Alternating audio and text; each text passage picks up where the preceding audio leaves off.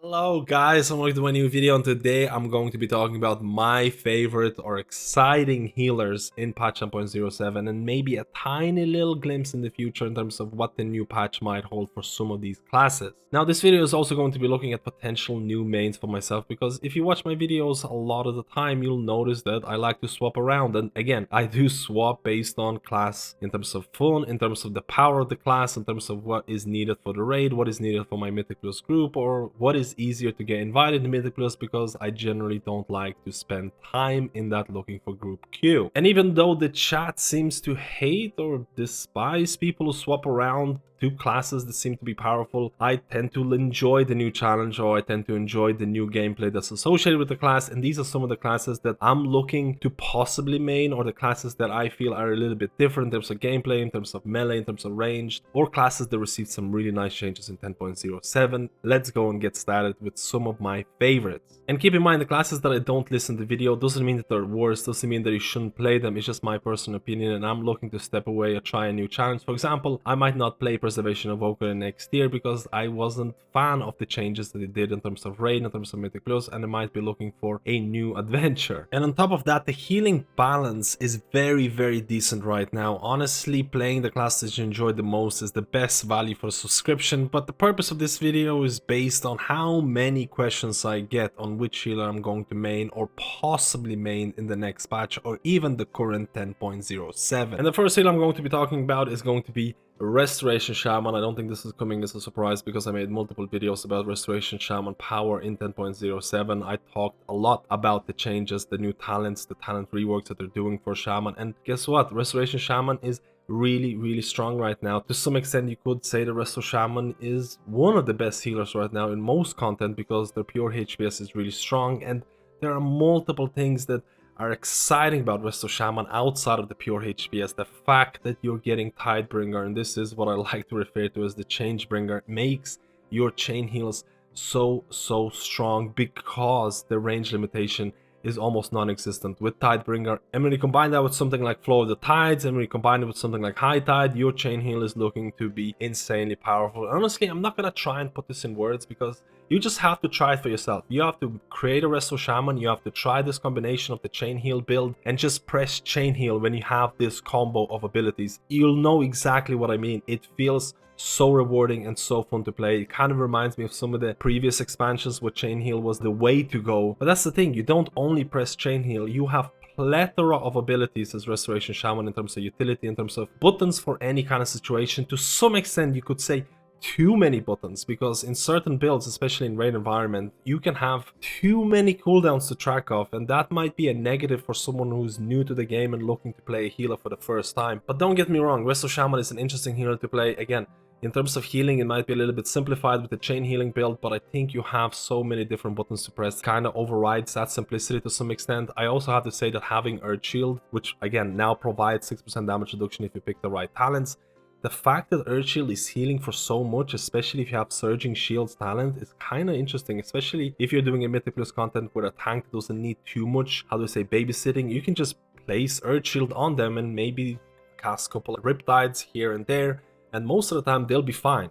Earth Shield is doing so much passive healing right now if you can maintain it 100% of the time, which you should, which makes healing Mythic Plus or dealing with Mythic Plus mechanics or healing other party members outside of tank a little bit easier. The only thing that I'm a little bit scared about 10.1 is the fact that the new tier set for Restoration Shamans is leaning towards that Riptide build, spreading as many Riptides as possible, which goes against the new Chain Heal build, which begs the question, why did they make these changes with Tidebringer and a bunch of other talents for Restoration Shaman and let everyone experience this chain heal build and then make a tier set that goes against that? And I guess Blizzard has heard the cries of Restoration Shamans concerning the tier set, or the initial proposed version of the tier set for 10.1, because they have almost completely redesigned the 4-set bonus and it now works with chain heal. I think most of the Resto Shamans are going to be relatively happy with the upgraded tier set, because now it impacts chain heal, which means that chain heal build could be more viable when coming into 10.1, which I think a lot of Resto Shamans wanted.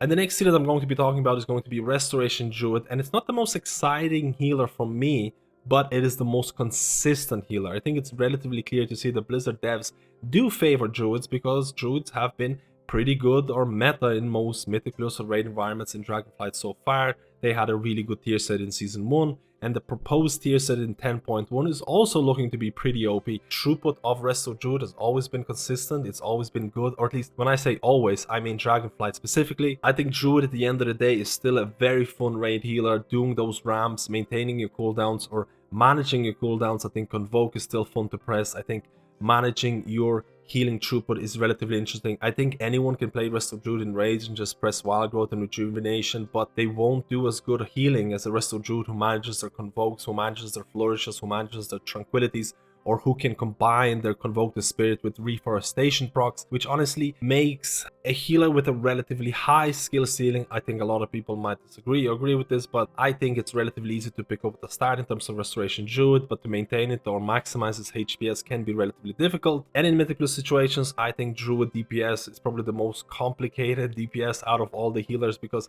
if you want to min-max Restoration Druid DPS to the absolute extreme, you'll have to do a lot of form hopping and things like that, which can be interesting. I think Resto Druid is a fun and an easy healer to start your healing journey with, which has high skill ceiling depending on how much you want to min-max. In terms of some of the changes, I would like to see some rebuffing to Protect of the Pack, because I think it just simplifies your DPS as Restoration Druid. I'm not a huge fan of something like Heart of the Wild right now, because I might be like, hey, I'm gonna pop my Heart of the Wild, there's nothing really happening, and then some people need healing, someone stepped in the bad stuff, and I'm like, all of a sudden, hey, my 5-minute cooldown is going to waste, please stop taking damage.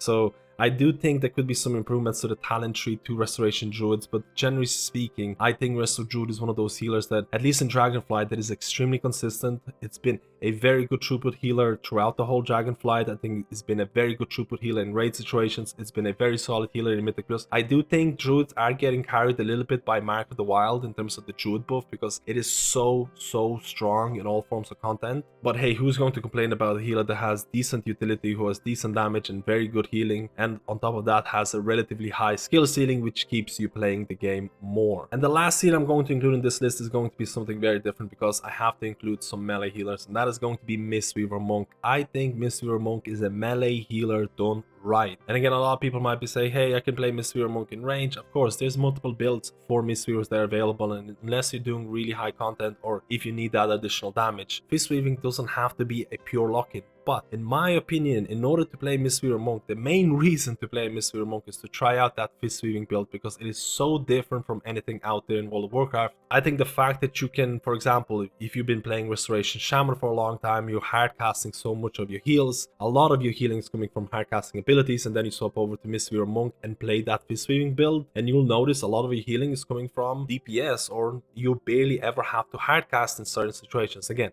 there are certain spells you might be hard casting. For example, the rework or introduction of Shaylon's Gift is very interesting, especially for Mythic Plus environment. I think they made Shaylon's Gift purely for Mythic Plus, for Mistweaver Monks. But the fact that you can do so much of your healing without having to hard cast really fits this melee playstyle. And I've had a lot of fun leveling my Mistweaver, playing my Mistweaver, trying out, again, things like Feline Stomp feel really rewarding to press and play around. I loved Feline Stomp in Shadowlands. I wished Feline Stomp was more of a thing in Shadowlands, and I was really happy that Feline Stomp made it into the talent build for Dragonflight, and playing around Feline Stomp is really fun, because there is positioning requirements, it feels rewarding to press, it feels interesting to press, and visually I think Feline Stomp is one of the best looking abilities you can have. But the thing that makes me most excited about Mistweavers is that Blizzard is listening. Blizzard has done more changes to Mistweavers that I've seen in a really long time. A lot of the times people consider Mistweaver to be as the forgotten class, a class that Blizzard doesn't really look at or change or even care about, because he has a relatively low player population. But look at the changes that are happening or happen in 10.07. Look at the new talent introduction, Shaylon's Gift, in terms of trying to optimize their Mythic Plus performance. Look at the changes that are happening in 10.1 in terms of reworking ancient teachings. This puts me at ease in terms of knowing that Blizzard is actually paying attention. They're willing to make significant changes to class or a spec that is relatively low played by the player population. I think that is interesting, because I think Mistweaver Monk is severely undervalued by a majority of people out there. I think it provides already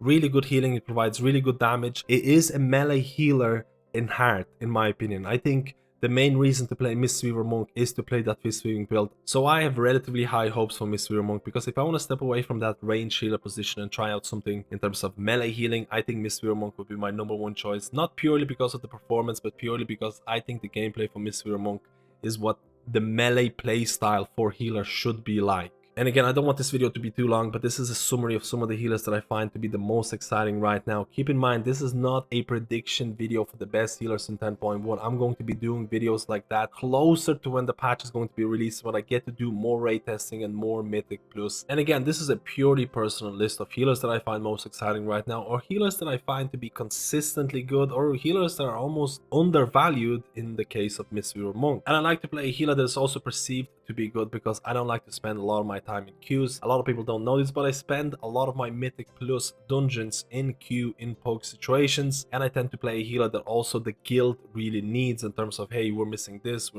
class, we're missing this utility. So a lot of the times my main choice is going to be dependent on all of those factors. And I already can see some of the comments because people tend to be really angry about players who swap from flavor of the month to flavor of the month. I don't understand that fully. I don't actually hate any healers out there. The fact that I can try out a new healer every new patch gives me something to even look forward to, because I try out the new gameplay, try out new talents, try out new strats and things like that. It keeps the game more fun. So guys, let me know which healer you're looking to try in 10.1. Again, the healers that I didn't list in this video does not mean that they're bad, does not mean that you should not play them. For example, honorable mention should be said about Holy Priest. The Holy Priest performance in 10.1 right now is absolutely insane with the tier set, to an extent that I actually feel pretty bad for Holy Priest, because if your class is that far ahead of everyone else this early in PTR, I think there's a high chance Blizzard ends up nerfing you or over nerfing you. You kind of want to be a little bit OP, a little bit better than everyone else, just fly under the radar so Blizzard doesn't see you, doesn't nerf you. But that's just my 2 cents. Guys, let me know which healer you're playing in the next patch, or which healer you're playing right now and why.